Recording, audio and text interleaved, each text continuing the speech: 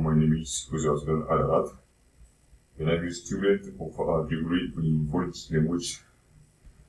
with an emphasis in English, and I present task 2, adopting a critical position towards bilingualism of the Colombian education course. In my opinion about the statement is that the statement shows a reality of bilingualism derived from the relationship between minority language Creole and the majority language such as Spanish and English in the country in the academic training of modern language questionable of manifest behaviors of privilege on language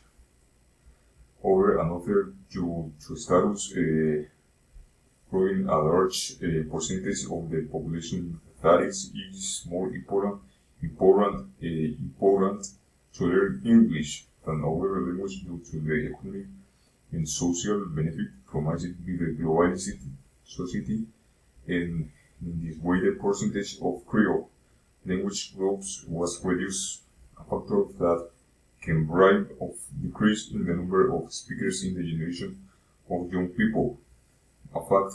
that could affect the transmission of this language to future generations, and this that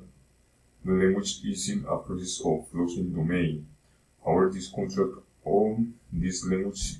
the interviews, limit and judge the evolution of a bilingualism. In the first place, in the process of achieving a more comprehensive and tolerant bilingualism and the cultural contact factor interference, the authors of the writings suggest working on cultural awareness from the comparative analysis of different languages that express different cultures. Secondly, for the strengthening of Spanish English to achieve bilingualism limit linguistic diversity according to the above, the authors explain the students must develop cultural sensitivity in teachers and through different methods must promote cultural understanding. And finally, the recognition of the Creole language on the country is complex, indicating delay learning in the consolidated global language. For example, English helps to reduce the barriers associated with the difficulty of communicating in different modern language. And to conclude this affirmation, has focused on the contrast of the bilingual media between the visible and the invisible, therefore improving the instructions of bilingual programs towards the power to recognize and value the linguistic and cultural elements of the country is ideal to reduce this contrast. In my experience, bilingual education reinforces the policy on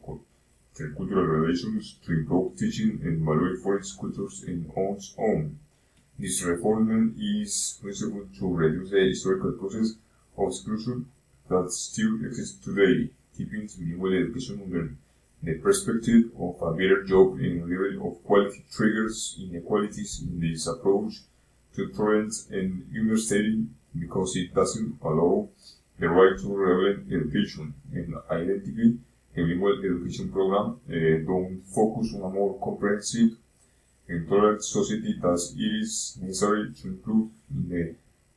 political context the importance of diversity as a fundamental right. Bye.